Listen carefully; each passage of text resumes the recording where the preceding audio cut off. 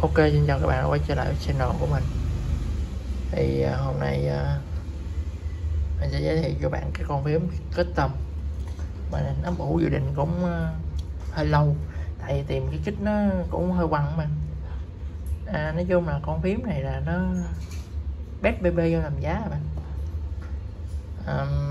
Lý do tại sao mình xài con Leopold mà mình không xài cái con ở trên thị trường, cũng tầm giá từ 1 triệu tới 2 triệu, có rất nhiều kích nhựa nha, nhưng mà có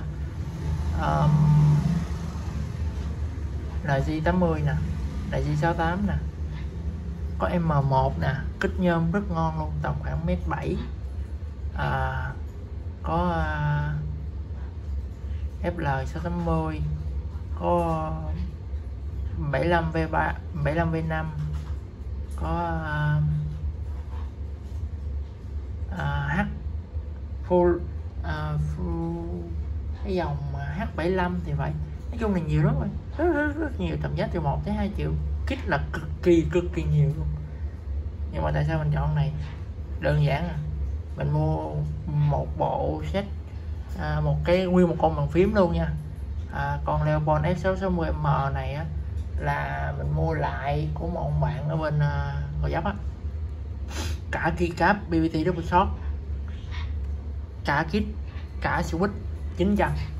Con này là switch stock của nó là Cherry Black, là con này nè, đó, con Cherry Black này nè. Thì về mình rã hàng ra, thì nhà mình làm thì công nó không có nhiều, nhà mình rã hàng ra thì mình bán lại bộ switch. Thì gom lại thì con này, con kit này là sau khi mình rã hàng mình bán switch đi thì còn dưới, nói chung là dưới một củ là con này best BB các bạn, không có một con bàn phím cơ stock nào ngon hơn cái con Leopold này hết. Thì các bạn có biết đó, kích rất dày dặn. Thì bây giờ hiện tại thì mình đang gắn lên cho nó cái con Awaken các bạn. Đây, Awaken V3, mình định build cái hệ trầm á, nên là mình gắn cho nó cái con Awaken V3 này. Thì tầm giá con này mình mua lại khoảng 10.000 con. Tầm giá này có Oiken, có cũng nói chung nhiều lắm. Dưới con này thì có Gat Milky Yellow, rồi trên con này thì có Lavender, nhiều lắm. Thì các bạn, thì mình cảm thấy con này nói chung đối với mình thì cũng khá là ổn, chứ không phải là ổn lắm. Mình cũng đang định sử dụng cái hệ phím ASD nè, bên trong nè là cái con Awaken này. Còn mấy phím số này với lại cái dãy bên ngoài mình sẽ sử dụng cái con switch khác, nhưng mà mình cũng chưa chọn được. Thì bây giờ hiện tại thì mình đang chờ cái form, lớp form đáy về, nên là mình sẽ lắp switch với lại keycap trước, rồi mình sẽ coi nó ổn định hay chưa. Với lại mình sẵn mình mod cái mấy cái thanh bay, mấy cái start này luôn. Thì hiện tại là cũng khá là nhiều việc các bạn. Thì bây giờ mình mới hoàn thành mod start thôi, rồi giờ mình đang chờ cái thằng form về để mình lót vô, xong rồi mình sẽ gá tạm lên miếng PCB, xong mình gõ thử coi nó ổn chưa. Nếu chưa ổn thì mình sẽ cải tiếp bạn. Tại vì con này mình sẽ hàng chết luôn, mình hàng switch này vô trực tiếp vô cái PCB này luôn, chứ nó không có cái hot swap bạn. Mình muốn gắn thêm cái hot swap cũng không được luôn, tại vì nó khó độ lắm mà. Thì bây giờ mình sẽ gá lên rồi mình gõ trước coi là nó ổn chưa, thì mình sẽ tính tiếp. Thì cái mạch zin của nó thì cái lớp form đấy nó có nhiều đây, nó có một lớp mỏng thôi, thì mình sẽ mua cái lớp cao su lưu hóa, mình lắp đầy cái form đấy này lại. Sau đó tới cái mạch PCB, xong rồi trên mạch PCB này mình sẽ mua một cái form switch của Boron. Các bạn trên đầu phím cơ thì bạn cũng biết là anh Khánh á, anh có các mấy cái đó thì các bạn có liên hệ thôi. Thì form switch là Boron, rồi form led thì tiếp trên cái con PCB này có cái led, là cái này nè, led.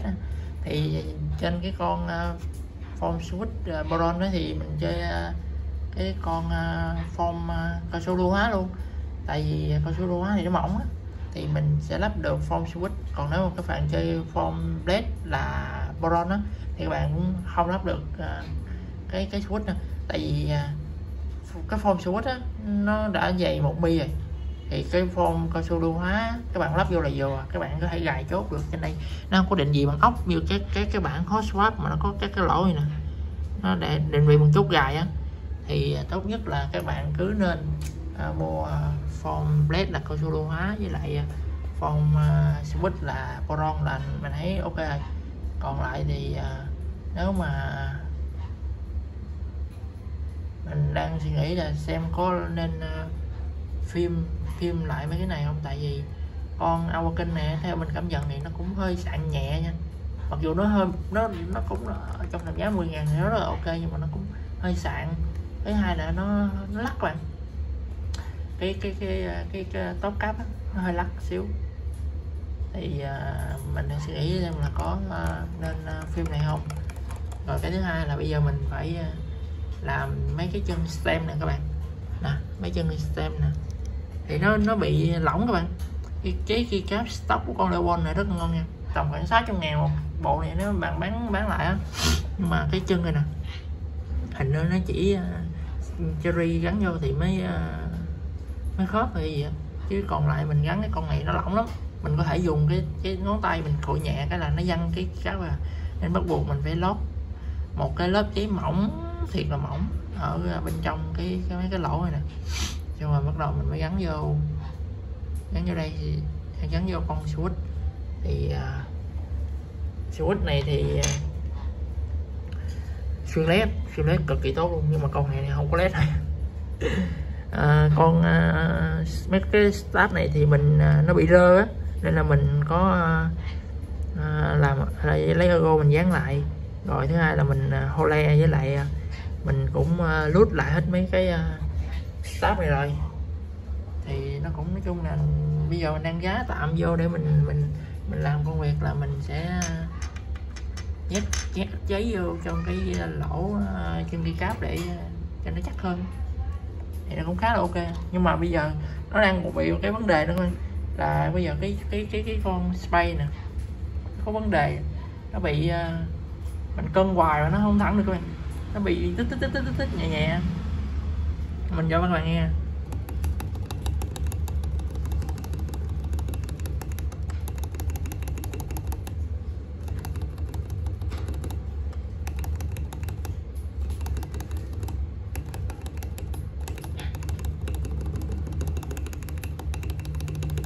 Đó, các bạn nghe.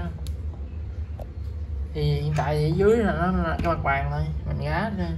Thì nói chung cũng nhiều việc để làm lắm. Con này nó là binh 5 chân, 5 binh nè, 5 binh thì mình phải cắt bớt 2 binh để mình cho thành vậy switch 3 binh để mình mới gắn được. Sớm giờ làm mới được mấy víu bạn. Các bạn nghe thử âm sao test nè.